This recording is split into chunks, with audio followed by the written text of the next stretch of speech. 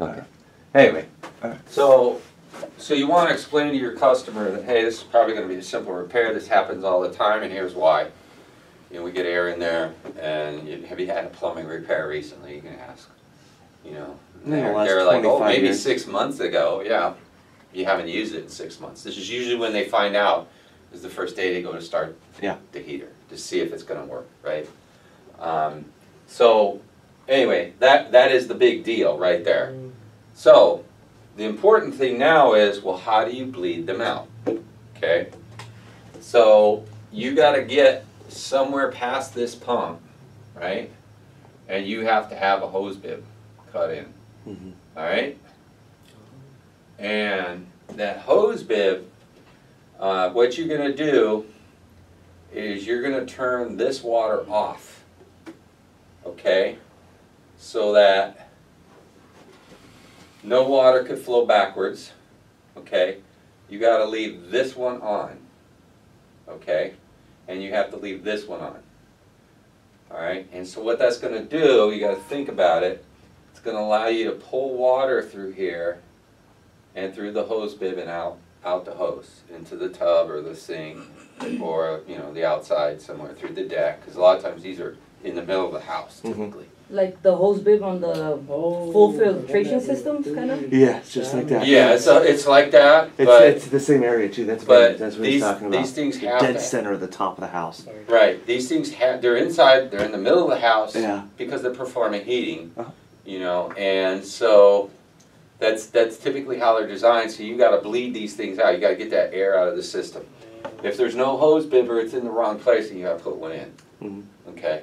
It's the only way you'll get that air out. All right. My preference, by the way, where would you think the best place for a hose bib is? Kind of highest is better, no? Because air it goes to No. higher point, no? No. No, because we're dealing with pressurized water. If we were gravity, yes. So you want to put it on the, well, I guess, like you said, right after the pump, and the lower the better, right? The lower the better, exactly.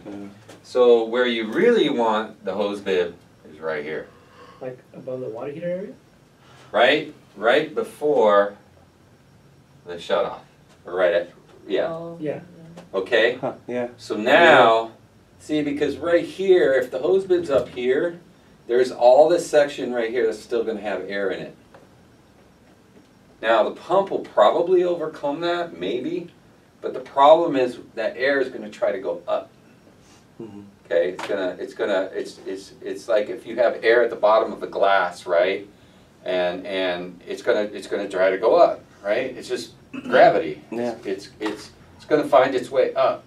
And it's gonna find its way up into this pump. And it's the same thing's gonna happen. That's why you have to bleed it a lot.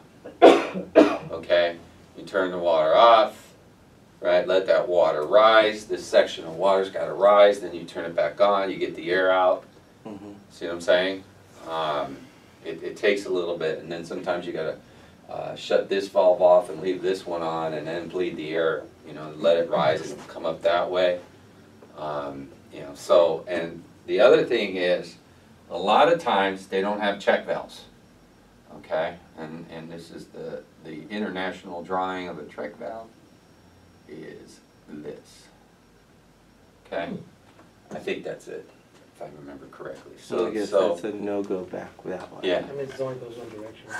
Yeah, so it's a directional check valve, so it will not allow things to rise up this way. It will not allow water to flow backwards, because here's an interesting thing.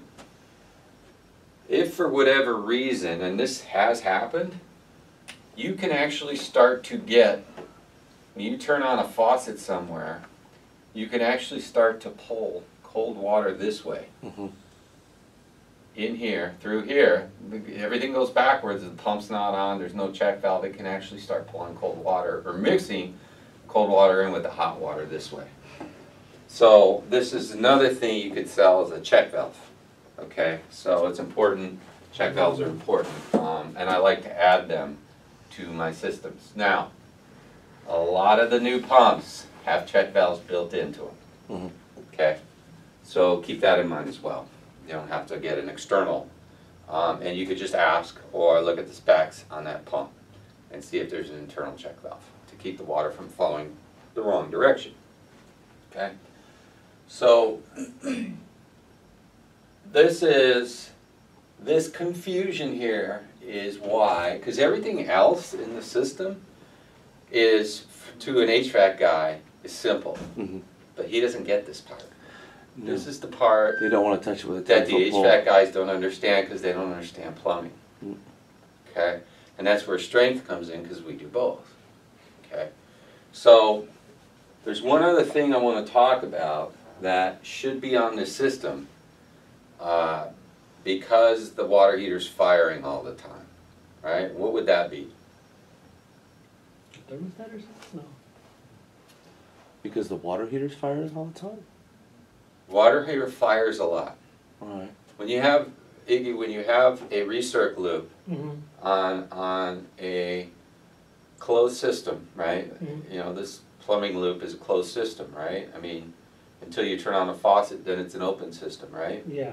So if you're circulating hot water into around the house all day, what happens? Well, we can create a pinhole, I guess. It's faster, right? No, what happens is there's thermal expansion taking place because Oh, there's a pump coming on all the Right. time, right? And that water heater's firing, right? And there's nowhere for that thermal expansion to go. It becomes, thermal expansion is a problem always, unless there's a thermal expansion tank. Mm-hmm. But it's a bigger problem if you have a recirculation loop. And the reality is, this is a glorified recirculation loop. Mm-hmm. Even though we're removing the heat, it's still firing that water heater constantly. And what you're going to find is the pressure, as you know, water molecules, what happens is those guys just start expanding in here. So the water, you've seen water boil and you see it move and all that. Well, those molecules are spreading out and the water starts to push up, starts to expand, right? So what happens is, and that's why we have the expansion tanks, is we like to absorb that energy in the form of a tank, and the tank actually has a collapsible bladder in it, Mm-hmm. and you'll see at the top you can fill it with air. They're so Okay. empty. They're light as all get out. Yeah. Yeah. Oh, that's So what happens is, and you can check the air pressure on this, and you wanna match the pressure coming into the house, right? So you measure the pressure at the house, Mm-hmm. then you measure the pressure at the tank. If the tank needs more pressure, add it. Okay? Oh. Yeah. I didn't That's know. how expansion tanks works. Most plumbers just put it on. I thought it was for in case the TMP valve failed in the water heater. Like that would somehow absorb It does. that pressure. But It it's also worse for that. Yeah. Oh. Yeah, because you will pop off pressure relief valves. Yeah. And the worst thing, there's three things that are really, really bad for plumbing. Okay? Anybody name what those are? I'm gonna assume a pop pressure release valve is one. No. Okay. Pressure. Pressure. Pressure. Oh. Pressure is probably number one. Well, I shouldn't say that. Number one is probably the water The itself. water itself. Yeah. Okay, Which is bad here. right? And then pressure, and then age. Okay, Time kills everything. right? Time kills everything, right? So you could do something about the first two, right? You can put in a pressure regulator, you can put in an expansion tank. Age is age. Okay, you can maintenance things and all that, but age is age at the end of the day. So you could add a fourth, that would be neglect, by the way. So you said add more pressure into the tank expansion? So the expansion tank, the design, the idea here is my pressure is increasing. So this is tapped into the line on the cold line. So so when you're having expansion, the pressure is increasing and the pressure is greater here in the water lines than it is here. So let's say my tank is at 60, okay? And let's say I'm at 75 here. Okay, what's gonna happen is, because the pressure is greater here than here, this bladder is going to start to collapse. It's pushing full of air and it's going to collapse. Okay? Okay. And what happens is this will equalize with that. Okay? And what it does is, as water expands, it just needs somewhere to be. Okay? If there's nowhere else to go, meaning where's it? It's either going to leak out a faucet. If you have a leaky faucet, you won't have thermal expansion because it's going out. The pressure's Like a running going out somewhere. That's why a pressure relief valve is designed to blow off when the pressure gets too high. So that pressure has somewhere to go. This is an internal pressure relief, if you will, because it's relieving pressure in the system. It's collapsing and making more room for water. That's all it is. It's just making more room for water. Okay? And that's how thermal expansion tanks work. So very, very critical that these incorporated into homes, because I don't care. The only time you don't need one is a tankless. That's it. And the only reason you don't need one, and now I'm talking about a tankless not for hydronics. I'm talking about tankless for domestic hot water. Okay? The only reason you don't need a thermal expansion tank on a domestic tankless water heater is because when does a tankless fire? Only when there's a call. Only when there's a call for water, right? So you have a spigot open. So something's already So you releasing. can't, any thermal expansion that takes place is coming out the tap Oh, as soon as it's open, Mhm. right. as soon as it's open, right? Right. So there's no chance to build up pressure. And then when you shut off that faucet, what happens? It's automatically The turned tankless on. shuts off. So there's no thermal expansion increase, right? But if you have a tankless tied to a system like this, you could have thermal expansion. Oh, you would. And you will have thermal expansion take Right. place, right? It superheats that Because, water quite- well, because it doesn't remove all the heat. All the heat is not removed from this, Right. by the way. Oh yeah. Okay? It's not, they're not 100% efficient, the coils, are they? Not even close. Yeah. Yeah, so you will, so what we're saying is, let's say we've got 140 degrees coming in here, all right? And so what we could have is 90 coming out here. Mhm. But what we have is 60 coming in, okay? That's 30 degrees rise of thermal expansion, right? So, yeah, if I got a hydronic system, I want a thermal expansion tank in the system. And that's actually It's pretty. That's mandatory. actually a pretty good transition to Yeah. 140 to 90. That's pretty high for a lot of the ones That's we pretty install. high, right? That's pretty high. And what he's saying is you're exaggerating on the efficiency, because it's probably going to be more like 100 or 110 over here. They You know, usually we're give only about a gonna- 30 We're only degree going to pick difference, up maybe about 30 35. degrees of Yeah. heat. Okay. All right. Now there's a reason I drew 140, because here's something you need to know. You really don't want to go too much between 120 and 125 degrees Fahrenheit. Okay? Yeah. Coming out your water heater. But ideally, you'd like to have 140 coming up here. Right. Right? Is that possible? Yeah. What temperature? Is it possible to have 120, 125 coming out for your domestic hot water Oh. and 140 going to your heater at the same water heater? Oh. No? Yeah. Probably, but I don't know. How's it possible? Or, No. I don't heating think so. element or something? No, that's too much. No, without adding more heat. Oh, How's A that possible? secondary tankless just for the. I don't think so. with friction, right? Nothing When it runs I'm aware through of. the You pump. should know this when you're a plumber. I don't, honestly, I'm sorry. Okay. I'm here to learn. So, there's a thing called a mixing valve. Mm. Okay? Okay. So what it is this. You have your hot, Hot wood, let's just do say it, yes. this is your hot water line right here, right? Okay? So over here, you put in a mixing valve. Okay? And this is going to mix, this is going to take, Water from the recirculator and add it to. Mhm. it's going to take cold water and it's going to mix it into your hot water. Mhm. We've installed those. Okay? Yeah. Yeah. So that what I'm going to do is I'm going to take some cold water and I'm going to cool off Mhm. the hot water coming out here. So it's coming out here at 100, coming out here 140 degrees, right?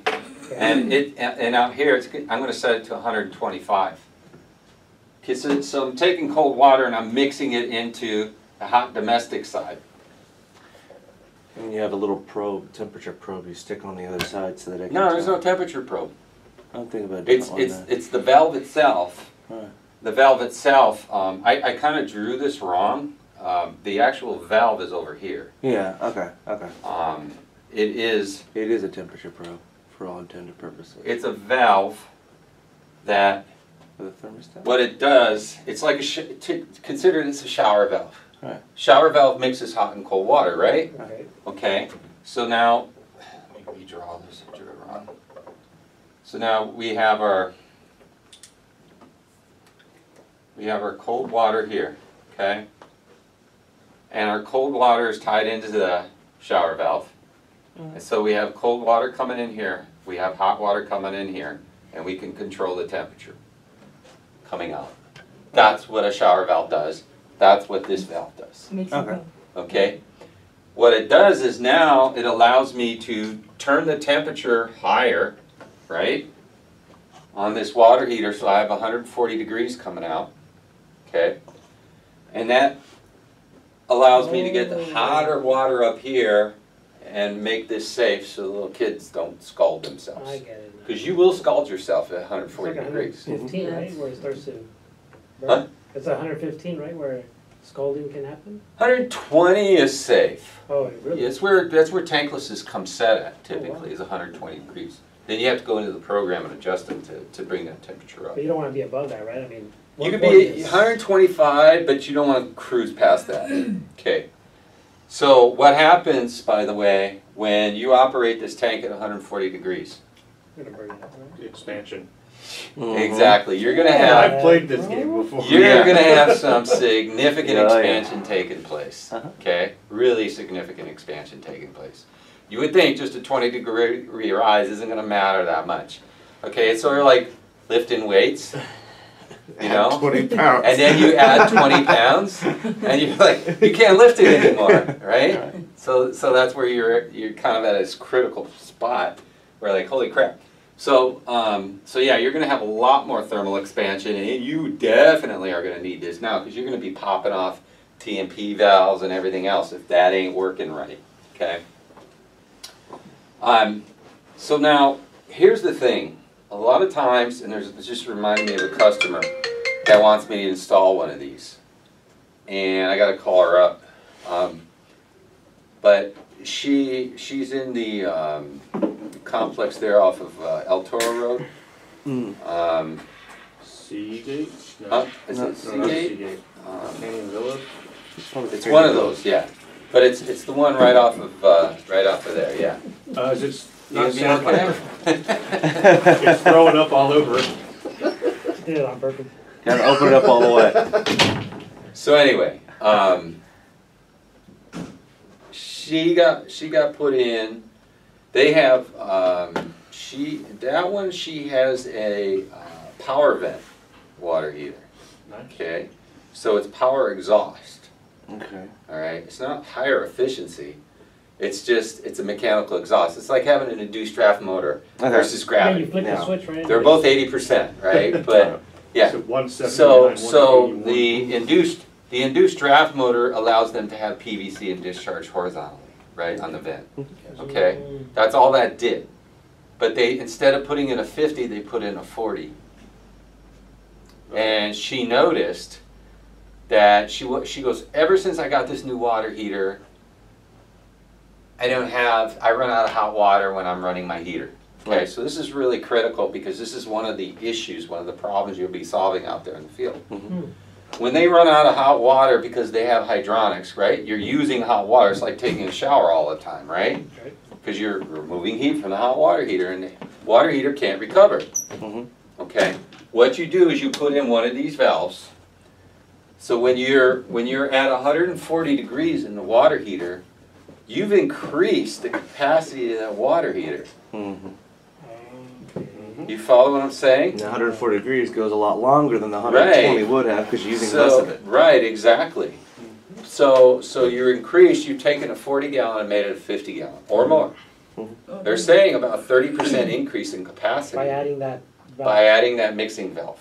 Oh. Now, even if you have a house with no hydronics, and they have a 50-gallon, and it ain't cutting it, and it's relatively new, you can offer that to them. Hey, do you guys run out of water? I noticed you got a shit ton of kids running around here. Oh yeah. Yeah. Right? And oh yeah, we're always running out of water. Well, it's a new water heater. I hate to just put in a tankless, but we have another option for you. We could put that valve in and increase your capacity by about 30%. How's that sound? Damn. But you'd also need to put in the expansion tank because you're increasing the heat on the water heater side too. Correct. Exactly. Yeah. Yeah. If you put in one of these, you're putting in one of these. Yeah, they go together. Every time. Yeah. So you just loop it from the cold to the hot? Yeah. So it comes in a kit. Okay. Yeah. They have the flex and That's so everything. weird. I don't know why they do that. Yeah. It comes in. Watts makes one. Honeywell makes one. Okay. Yeah. And I'll bring one in, and we'll Yeah, show I you wanna guys. see that. We'll have a little bit of a class, and this is a good class for all of us here, because it's you're gonna be. Trust me, I found 25 hydronic communities. Okay, you guys are gonna be like the hydronic kings. See you, Dad. See you, Dad. Not Queedad. Yeah, yeah. So are we going out of state now? Huh? Nah, just kidding. No. Are we going out of state now? Without getting too technical, is there a rule of thumb that we could go by for sizing those expansion tanks? Hmm. Just as kind of a, There's two Get us sizes. Small, Yeah. big. Okay, they actually do make bigger ones, but that's Yeah. commercial. those are for Yeah, those are boilers, ginormous. Yeah, those are Yeah. closed loop crazy. boilers. Yeah. But there's two sizes. If you're not sure, default to the bigger one.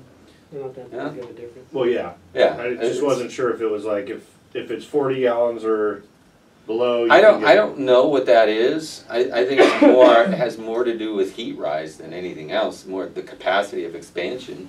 Right. Of course, the bigger the water heater, 75s, I'd definitely be going with the big ones because there's more expansion, right? Because there's Right. more gallons. But a lot of times, especially in these communities with hydronics, space is a consideration, right? Because they're condos. There's not much room in those little spaces where they put these water heaters for an big They expansion. always have a tiny little alcove that they magically fit this water heater into. Yeah. So you yeah. got It's not even to, supposed sometimes to you be got to get kind of creative with the piping to make sure the expansion tank will even fit. Yeah, Right. it's Um, crazy. Also, since we're talking open loop systems here, I know with a closed loop system, you typically want the expansion tank below, like hanging off the bottom of the pipe, but then you'd have your air scoop On up top. Right. With these open loop systems, is it still preferred to have the expansion tank hang below if possible? Or does it not really matter? I don't think it matters at all. And it's going to be located at the water heater because it's never going to be at the unit. No, never. Yeah. There's So, never gonna be and an it issue. should always be on the cold side, by the way. Expansion tanks go on the cold line, Okay. inlet to the water heater. Okay. Now, one thing I want to say And about after the recirc loop? It goes always after- consider a shut-off valve there. Huh. Why is that? So you can I have change no the idea. tank. I've seen that before, and I had never understood why they did. You can replace it. I told the person. Okay, so you can service it. Oh, Okay, how do you service a? What do you do to a expansion tank to service it? what I did once, and I Probably only did it change because the I air. didn't know what it was. It was full of water, so I took it off. I drained it, then I filled it back up to the pressure. But Yeah. That's I don't know. I just So- did that because I felt that was common sense to me. So how do you know? How do you know expansion tank is even working? Oh, damn. It should match the pressure from the house, right? Or Well- it should be empty. Well, you have to. First of all, you got to take it off, okay, and then you got to check the pressure, Right. okay. If you ain't got no pressure, what does that mean? It's full of water. You got a flat tire. That's what you So got. that bladder's. The bladder's collapsed. You got a flat tire. Oh. Yeah. Oh, In fact, you good might to even know. start getting water through here, through the pressure gauge. If you push the Schrader valve and water comes out, Yeah, you got a flat. You got a flat Oh, tire. really? Yeah, yeah. I was just seeing it at 10:30 at night. And nobody knows, right? Unless you know. Right. Nobody knows. I wouldn't even thought of it. Yeah, nobody knows. I had no clue. So I'm telling you guys, the more you learn about things in this trade, the more you separate yourself from everybody else, the more you come off as the expert in hydronics. These people, you know, you can be 30% more on an install when you know what you're talking about. Because people want it done right. They want that comfort level. We're dealing with, I'm running out of hot water. You know, they're just gonna, you're gonna be the go-to people. They're gonna refer you because you're the expert, okay? You're not gonna be wondering what to do, you know, how am I gonna make rent, you know? Yeah, this is the stuff that separates you from the rest of the industry. And I'm telling you, the industry's hurting right now. It's hurting big time. Like, guys out there are just crying, like, I ain't got no calls, you know, seriously. And setting yourself apart from everybody else is going to make all the difference in the world. We have a ginormous opportunity out here to set ourselves apart. So this stuff here, if you learn this stuff here, and we can go over this, you can review it online again, because it's a little bit a lot to consume, right? But you know, it's good stuff, man. You learn this stuff, and I learned this stuff the hard way. Ain't nobody taught me anything about this. It was all trial and error. Like, I do this and they would do that, you know.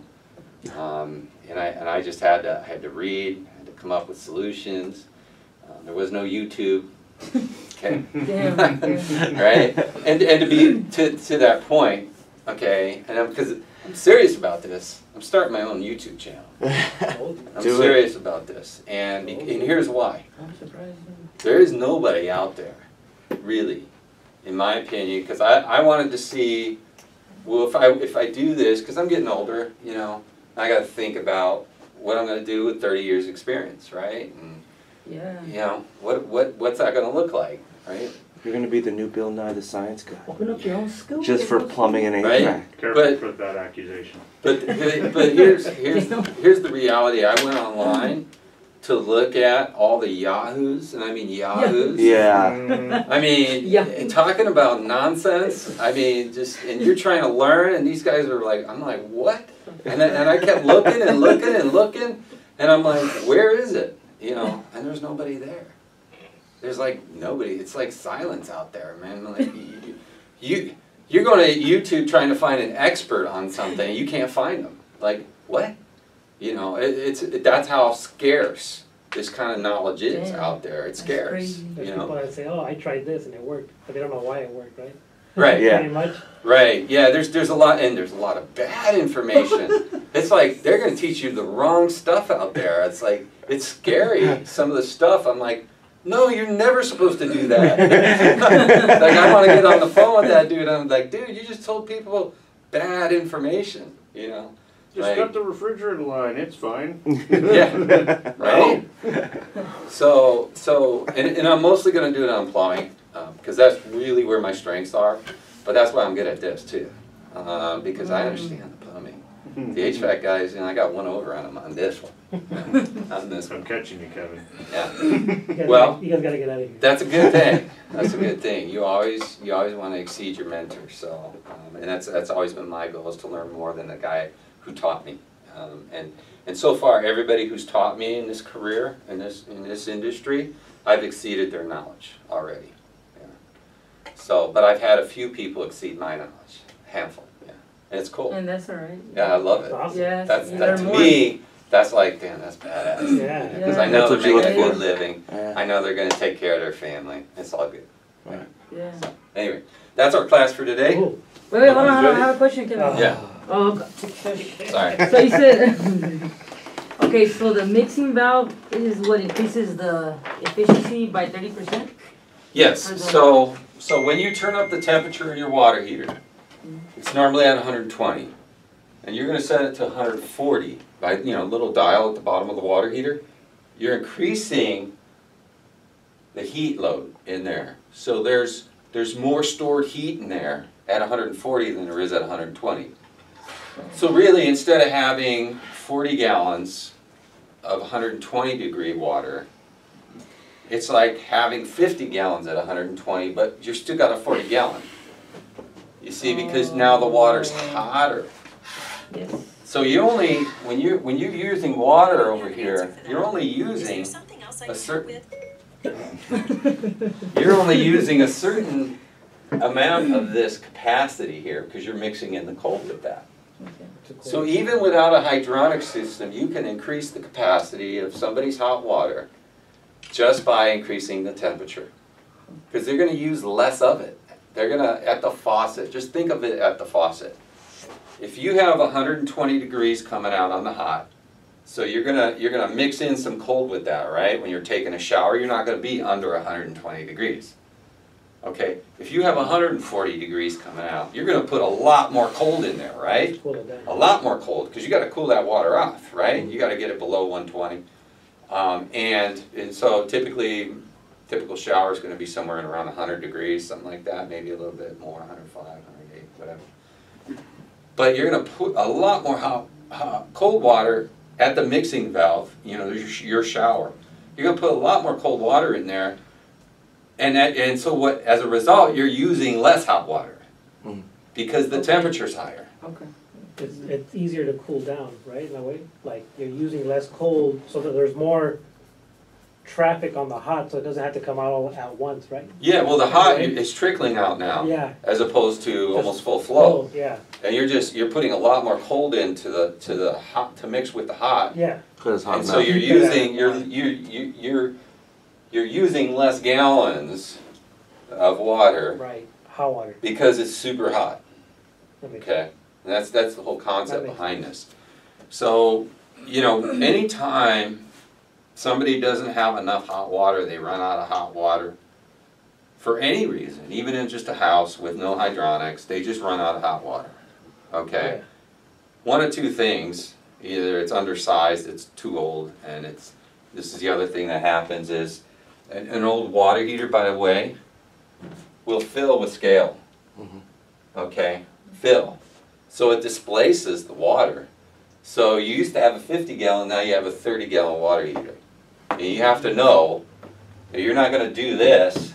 Well, you could to overcompensate for that, but the real solution to that problem is replace your water heater, or at least flush it. Try to flush it. Yeah. So, but that happens. You can fill up. The older the water heater is, the higher, and you're gonna. And does anybody know what that sounds like, by the way? Clunk, clunk, clunk, clunk, rattling. Yeah. Clunk. Sounds like popcorn, right? Mhm. Popcorn popping. Yeah. Bloop, bloop, bloop, bloop, bloop, bloop. Knock, knock, knock, knock, knock. You know, hey, my water heater's making these knocking noises. The ones inside. When's the last time you had it flushed? Well, at that point, it's time for the No, water heater. isn't it, it's after a couple of years you shouldn't do it, We're right? supposed to flush it? Oh. I hear that a lot. When it's really painful is when I ask people, I'm doing a tune-up on an air conditioner. I'm like, "Where's your filter at?" I have a Yeah. filter. My what? They're like, "There's a filter." I told that to And I'm my like, "How long parents. have you lived here?" My 5 parents years? told me that. 25 years. Yeah. My parents told me that. 32 years. Oh I my was God. like, how long have you lived here? 32 years? I'm like, well, I know how long they've lived there, but I was just like, so you've never ever changed the filter? And my dad's like, Where is well, yeah, of course. I'm like, well, where is it? He's like, you should look at that. And I'm like, oh, Dad. And so I go searching around. It's literally a single block now. And it was one of those hog hair, the green ones. And it's just one piece. And he's like, I heard that was washable. I'm like, Dad, you didn't even know this existed until right now. He's like, yeah, touche. I'm like, come on. No, he put it in there 32 years ago. Yeah. And he bought it because it was washable. He bought it because it was washable He 30 just years ago. Got to wash it for 32 years. And then put a Goodman in. And he's like, that's why we don't use it downstairs anymore. We just thought it'd stop